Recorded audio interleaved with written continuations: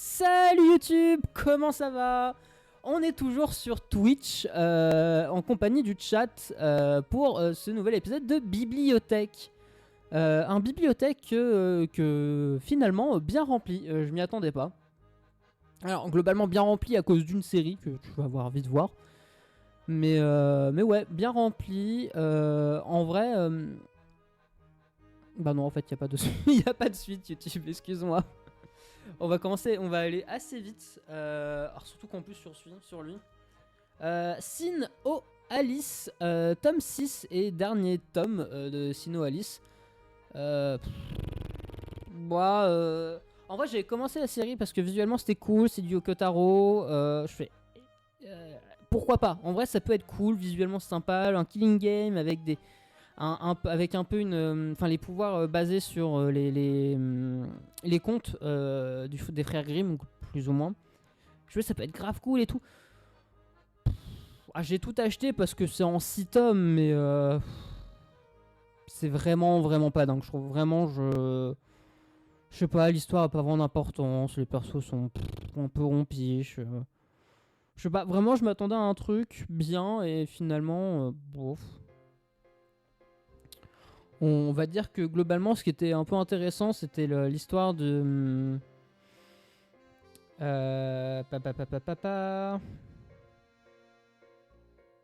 Comment elle s'appelle? J'ai plus les noms, mais de la tueuse à gages et de son. Enfin, de tueuse à gages. De la tueuse et de sa pote, qui était. Pour moi, c'était les deux persos vraiment intéressants, parce qu'en vrai, Alice sert à rien, Blanche-Neige sert à rien, Petit Chaperon Rouge, il est juste fou. Enfin, il est juste folle. Non, vraiment, non. Ouais, non, Sino Alice, je conseille clairement pas, c'est vraiment pas dingue. Enfin, si vous voulez lire, lisez, c'est que 6 tomes, c'est pas beaucoup. Mais clairement, passez votre chemin, je pense. Alors que. Ah bah attendez, je voulais pas le attendez. Attendez, ça faut que j'aille vous le chercher quand même.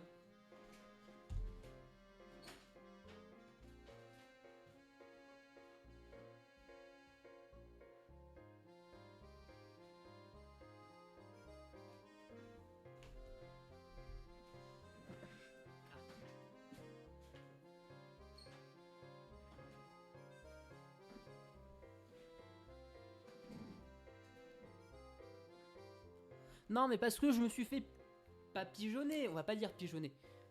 C'est moi le pigeon, hein. On va être franc, c'est moi le pigeon. Mais du coup, quitte à avoir fait le gros pigeon, faut que je vous le montre. Donc on va parler de Seule la mort attend la vilaine, tome 5, collector. Bah c'est une boîte, elle est jolie et bon bah il y a un seau, des lettres et un carnet et 2 planches de stickers. Voilà, je crois que c'est ça qui a été hop. Il me semble que c'est ça qui est strike. Voilà, donc je vous le montre. Alors, si vous voulez avoir tous les collecteurs, achetez-le, mais globalement en fait ça sert un peu à rien, il y a rien dedans, la couverture est même pas exclusive, donc bon. Et ça coûte cher, voilà. Voilà, moi j'ai fait mon pigeon, je l'ai acheté, je vous préviens. Mais du coup, Seule la mort attend la vilaine, tome 5. Bah, c'était trop cool. En vrai, j'adore tous les tomes de Seule la mort attend la vilaine, c'est vraiment trop bien. En vrai, c'est le genre de série qui... Comment dire? Bah, ça fait partie de ces clichés, je sais plus si j'en ai parlé. Je sais plus, mais de ce cliché de... la personne revient dans le temps et elle a tous les souvenirs du truc, du coup c'est un gros mastermind et tout. Alors là ça n'a rien à voir, elle a pas les souvenirs et tout, elle connaît à peine le jeu et c'est plus ou moins un peu au pifomètre ce qu'elle fait, mais dans l'idée c'est un peu ça. Et bah, j'avoue que j'adore, les dessins sont très très beaux je trouve. Et bah, l'histoire est cool, elle avance bien, il y a plein de rebondissements et tout. Vraiment, vraiment à chaque fois que ça avance, je suis toujours curieux de savoir ce qui va se passer et j'ai hâte de lire la suite. Et c'est littéralement ça. J'ai trop hâte de lire la suite. Les événements se passent trop bien. Ça fait bien suite à la fin du tome 4, que j'avoue que je me souvenais plus des masses. Et voilà. Et en vrai, l'héroïne est tellement stylée, je trouve. Non, c'est chouette sa manière de faire et de dire les choses. Enfin voilà. C'est du bon, c'est un bon bonbon.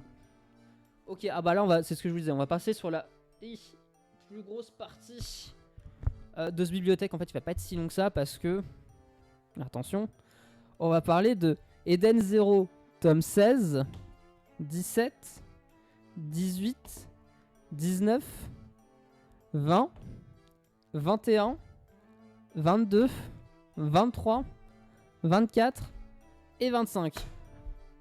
Voilà. Oui, globalement, cette semaine, j'ai lu à peu près que Eden Zero. Et bordel, c'était trop bien.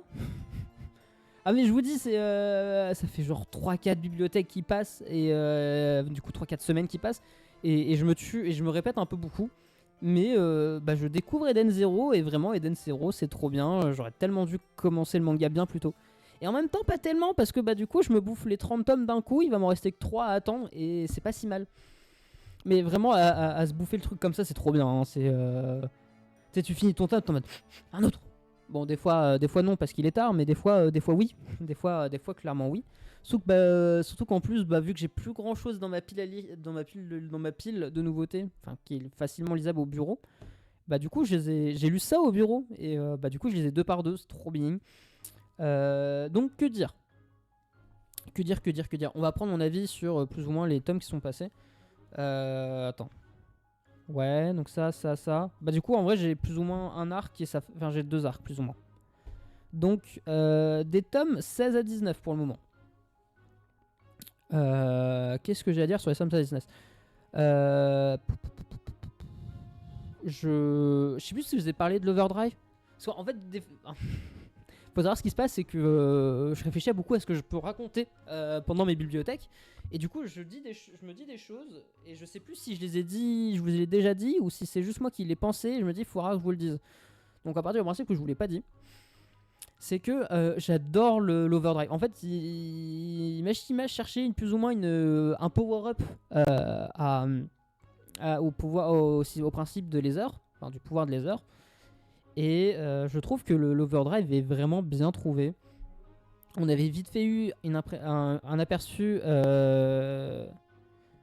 avec Draken et une partie de Shiki aussi. Mais je trouve que là, dans ce tome-là, tous les overdrives sont révélés. Et je trouve que le design des overdrives, trop beau. Il suffit juste de prendre celui de Shiki. Je crois qu'on en a un où Shiki est devant. Lui, c'est un peu après, mais je trouve que les designs des overdrives passent trop bien. Vraiment, je les trouve très propres. Genre, on a cette scène, je crois que c'est dans le tome 17, je pense. Attendez.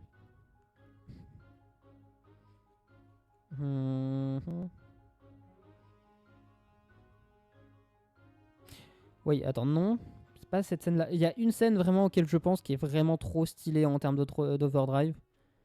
Paf.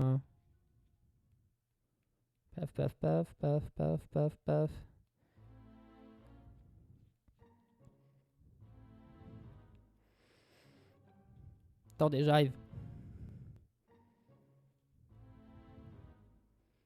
Non, c'est pas celle-ci. Putain, le cliffhanger du tome 17 d'ailleurs. Excusez-moi, je connais pas les tomes par cœur. Hein.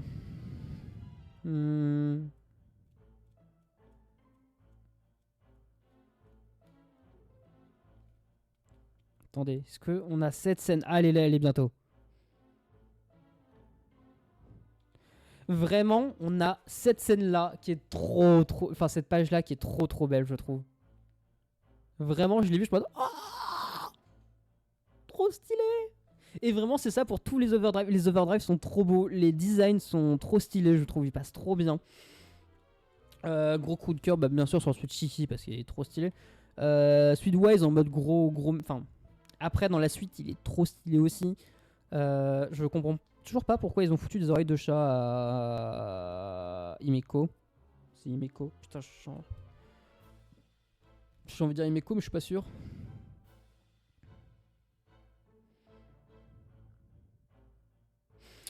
Et j'en ai marre d'oublier les noms. Hein.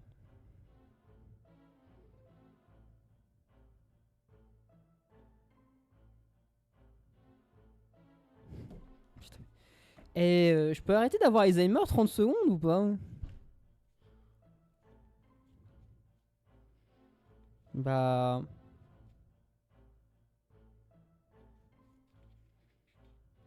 Attendez. Non, attendez, je vais l'avoir. Mhm. Non, c'est Omura. Putain, pas ça, je crois. Putain, attendez. J'en ai marre. J'ai vraiment un problème avec les prénoms. C'est horrible.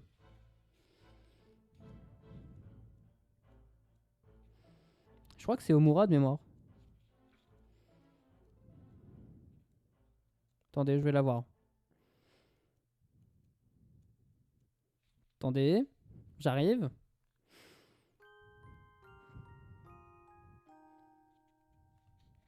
Oui, pour moi, c'est Omura. Blablabla. Bla bla.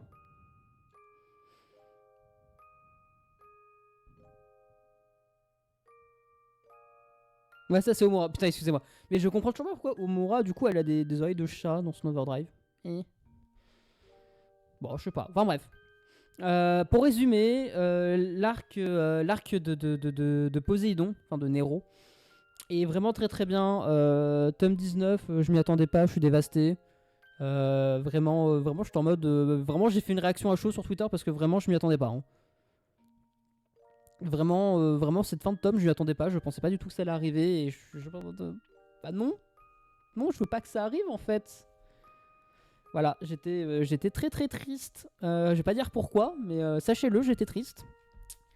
Et on enchaîne du coup avec. Comment on appelle ça? Alors, c'est pas l'arc, c'est toute la partie post-ellipse de 3 ans. Parce qu'il faut savoir qu'il y a une ellipse de 3 ans. Je l'avais pas capté au début.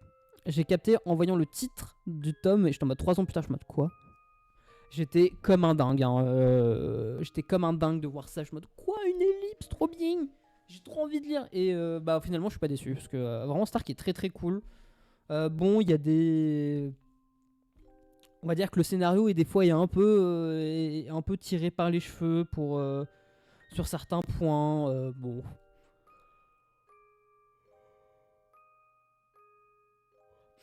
que voulez-vous? Tout ça pour dire que c'est très très cool.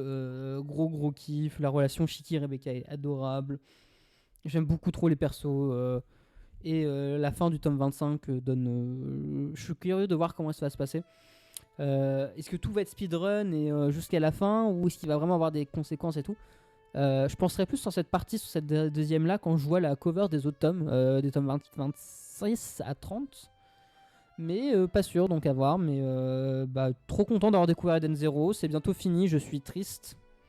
Mais vraiment, je suis triste que ce soit bientôt fini parce que j'en veux plus en fait.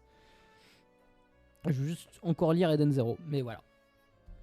On enchaîne avec Let's Play tome 3 que j'ai dans ma palle depuis pas mal de temps. Du coup, je vous ai jamais parlé de Let's Play, mais c'est un webtoon que j'avais mis énormément de temps avant de commencer à lire. Parce que j'hésitais beaucoup à commencer en mode bon, ça a l'air un peu nul. Je l'ai commencé, j'ai tout de suite surkiffé, du coup je l'ai tout bouffé et je suis très triste que ça continue pas.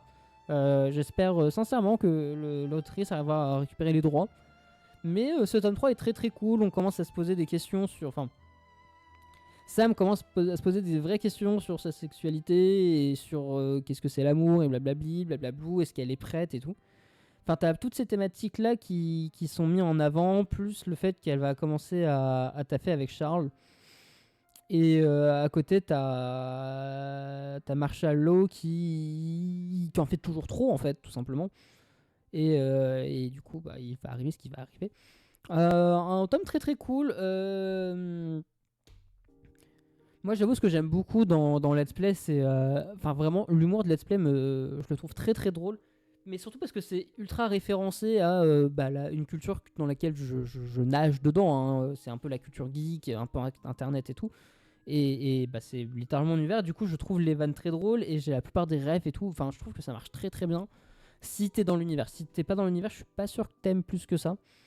Mais si t'es un peu dans cet univers-là, dans le truc, je pense que c'est vraiment une très bonne série à lire.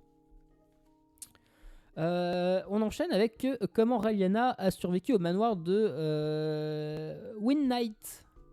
Hop, tome 5, 4. Le tome 5 est sorti hier, avant-hier. Que dire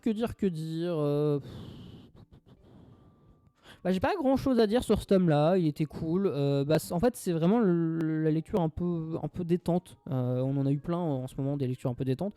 Et celui-ci en fait partie, vraiment c'est mignon, ça se lit bien, c'est drôle. Les dessins sont très très chouettes, je trouve. Voilà, donc pas grand chose. En vrai, j'ai pas grand chose d'autre à dire dessus. C'est vraiment très sympa à lire, tout simplement. Oshinoko, tome 12. Tome très sympathique, même si plus le temps avance, plus il y a trop de delta entre les tomes. Du coup, j'oublie ce qui se passe. Et c'est vraiment pas ouf d'oublier ce qui se passe, parce que du coup, je suis moins dans l'histoire, en vrai. Et du coup, je pense qu'Oshinoko, ça va être un manga que je vais prendre le temps de relire à la sortie du dernier tome, en fait. Pour vraiment avoir toute l'histoire en tête et vraiment avoir la vision, une vision d'ensemble en fait de l'œuvre, et pas cette vision de moi qui lis un tome tous les 2 mois.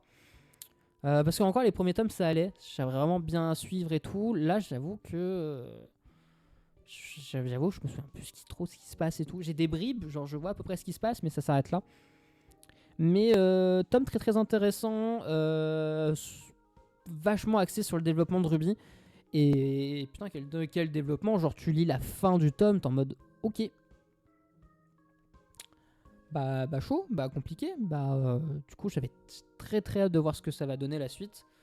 Je suis un peu curieux de voir comment tout va se goupiller avec la direction que l'auteur a choisi.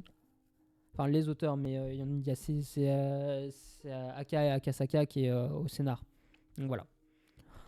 Petit bonbon, lui il y a pas longtemps, il y a genre un ou 2 jours. Studio Cabana. Que dire, je prends une claque à chaque fois que je lis cette œuvre. C'est trop bien. Je sais pas, ça a vraiment un mood que j'adore. Entre ce mix d'un peu de musique, de fans, du perso principal qui est ultra tourmenté. Enfin, pas tourmenté, c'est pas le terme que je cherche, mais qui est plus ou moins dans une. Enfin, plus ou moins, non, pas du tout. Qui est dans une relation toxique, qui arrive pas à s'y faire, mais qui commence à voir notre héroïne un peu plus que juste une amie. Et vraiment à la fin où il lui dit juste bon je vais écrire une chanson sur toi. C'est trop bien, voilà, c'est juste trop bien. J'ai pas vraiment de 1000 mots pour décrire à quel point j'aime cette œuvre en fait. Je sais pas trop comment le dire, je vais être franc. Je sais pas, c'est juste une œuvre qui me fait vibrer, peut-être parce que ça parle de musique aussi, je sais pas. Je sais pas. Vraiment, sincèrement, je sais pas, mais j'aime beaucoup et j'ai trop hâte de lire la suite. Ça sort vraiment pas assez vite à mon goût. Voilà. Mais du coup, si vous voulez une chouette romance en parlant de thèmes annexes qui est la musique et voir comment une personne va possiblement se sortir d'une relation toxique, lisez Studio Cabana, c'est très très chouette. Et il y a comment dire, il y a une bonne question et un bon thème qui est abordé, je trouve, dans ce tome-là. C'est à quel point tu as le droit d'être égoïste en amour et qu'est-ce que tu penses que tu as le droit de faire ou pas, et à quel point tu peux te considérer comme une bonne personne en le faisant. Je reste très très vague pour pas trop spoil, mais je trouvais la question assez intéressante à être posée. On enchaîne avec Ansel Sakamichi, putain, je suis franc pas pareil, quel polos. Tome 3. Je vais vous redire ce que j'ai dit la dernière fois, parce que j'ai réécouté mon avis il y a pas longtemps. Vraiment, je m'y attendais pas, mais je suis à fond dedans. Vraiment, ça me rend trop heureux de lire cette œuvre. Vraiment, ça me met du baume au cœur, c'est trop bien. Vraiment, les dessins sont moyens, mais je sais pas, je trouve que ça retranscrit bien ce que ça a envie de retranscrire. Et vraiment, je trouve l'évolution de Onoda, vraiment, enfin du coup de Sakimichi, vraiment cool. Et juste la manière dont on prend confiance en lui et tout. Et vraiment cette fin où les trois sont à coude et tout. Trop bien, vraiment, cette œuvre mais juste trop bien en fait, voilà. Donc désolé Sakimichi de m'être foutu ta gueule encore une fois. Le tome 1 était bien, le tome 2 était très très bien, le tome 3 est Voilà. Vraiment, c'est sûr que je vais continuer à lire en scène. Call of the Night tome 10, vraiment une série qui se bonifie avec le temps, mais genre vraiment. Quand j'avais lu les 2 premiers tomes à l'époque, j'étais en mode est-ce que je continue, est-ce que je continue pas, je sais pas, ça me tente moyen. Cliffhanger tome 3, je me dis bon, bah on va continuer. Et ça a mis un peu de temps avant de m'accrocher, mais à partir du moment où ça m'a accroché, je suis vraiment bien accroché. Et c'est clairement ça pour ce tome 10. On a la fin du tome précédent, mais qui s'est lui aussi fini sur un peu un cliffhanger et tout, en mode ah ah ah, qu'est-ce qui va se passer. Et je trouve la résolution très très sympa. En vrai, assez logique avec ce qui se passe. Et le fond du manga, il est quand même abordé, je trouve. Et ce tome 10 va du coup enchaîner avec d'autres choses. Et très très cool. Call of the Night, je recommande. Voilà, tout simplement. Et on va finir par le tome 3 de Skeleton Double. Alors sincèrement, je m'attendais à un peu plus d'action dans ce tome-là. Mais en fait, non, c'est vraiment la fin de l'action du tome 2. Avec du coup un peu la suite et tout ce qui se passe. Qu'est-ce que je peux raconter sans trop spoil? Parce que je sais pas, en vrai, comme à chaque fois, j'essaie d'éviter de trop spoil. Attendez, on va skipper ça tout de suite pour éviter de se faire avoir. Ah putain, attendez, j'ai trop de livres. Hop, voilà. Du coup, oui, blablabla, trop spoil. Qu'est-ce que je peux dire?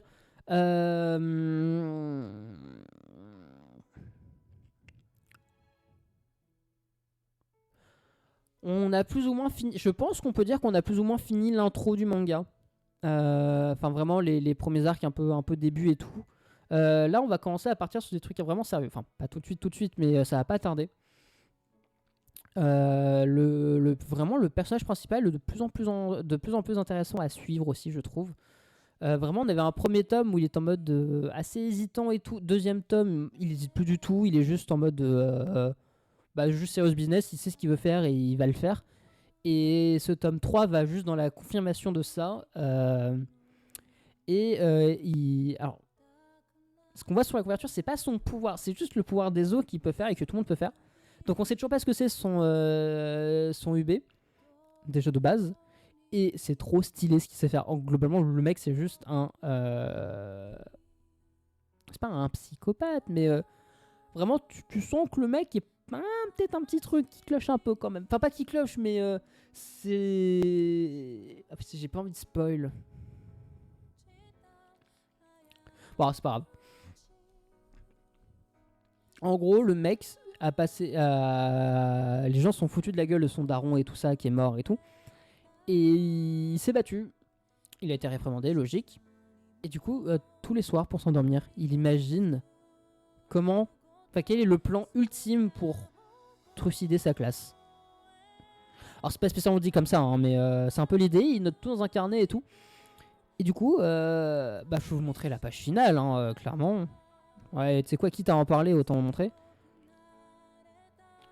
Le mec, c'est actuellement l'une des façons les plus optimales qu'il a trouvées en utilisant son pouvoir. Voilà. Donc il y a des pattes de monde religieuse, il y a... Je sais pas ce que c'est, son gros bouclier et tout. Mais dites-vous que ça, c'est que le pouvoir de ses os. On ne sait toujours pas ce que c'est son UBW, enfin son UB. C'est trop stylé, vraiment. C'est dommage que les tomes sortent pas plus souvent, je pense. Je pense qu'un rythme un peu plus soutenu de sortie, je veux dire, ça pourrait vraiment devenir un gros banger.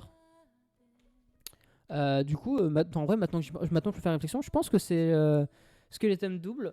C'est le genre d'œuvre qui doit être très qui doit être super bien à lire d'un coup. Genre vraiment, t'as toute la série et tu te la bouffes.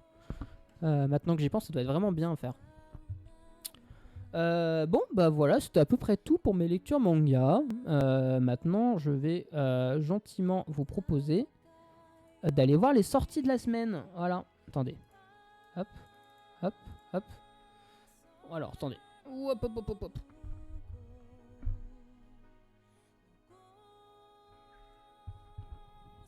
Hop là, je retourne mon micro, trop bien. Paf. Paf. Oh, let's go, ça m'affiche le bon en plus. Alors, planning, qu'est-ce qui sort Ouais, donc Grand Blue est toujours pas sorti, hein, Meian, tout simplement. Prochain, on est bien 21. Oui, ok. Ah oui, bah du coup, oui, c'est là où ça va commencer.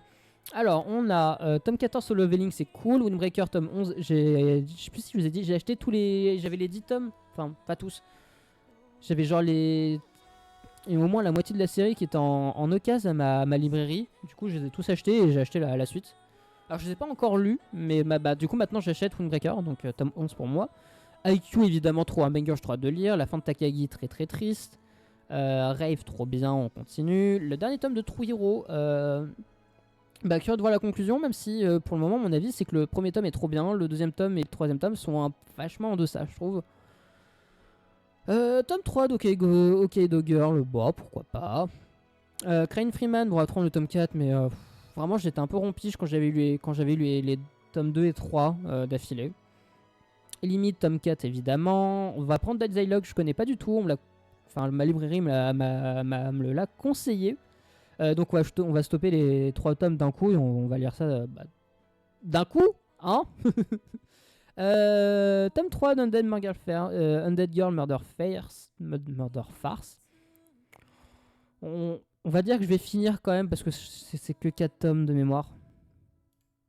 Ouais, c'est ça. Ah non, 5 tomes. C'est que 5 tomes, donc on va tout acheter et on va tout lire, mais pour le moment, le premier tome était cool, le deuxième tome m'a beaucoup moins emballé, je trouve. Tome 2 de Elle n'est rien qu'à moi, c'était sympa. On va acheter le tome 2 de Magical Revolution. Blush, j'hésite un peu. En fait, je l'ai vu passer plusieurs fois et je suis en mode, pourquoi pas, mais je sais pas trop si c'est bien. Donc, curieux. Le requête de One Shot de Licorice, évidemment, parce que j'aime bien l'univers.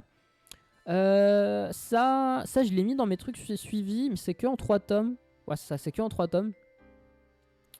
Et je vais attendre parce que ma librairie organise un petit déj tous les derniers samedis du mois pour faire une présentation de manga. Et en vrai, 3 tomes, vu le style et tout, il y a des chances qu'ils soient présentés. Donc je vais attendre d'avoir un avis plus ou moins concret. Et j'attendrai la sortie des 3 tomes pour tout acheter un coup, je pense. Le 22... Putain, on a le retour. Oh, putain, quel trop bien. Donc on a les 100 petites amies qui t'aiment à mourir, c'est toujours aussi hilarant, vraiment, en termes de parodie d'harem et de rom-com, c'est trop trop bien. Toutes les raisons de s'aimer, c'est trop trop cool aussi, c'est une romance vraiment, vraiment bien, je trouve, pour le moment. Enfer et contre toutes, ça avait l'air sympa. Bon, je vous laisse lire.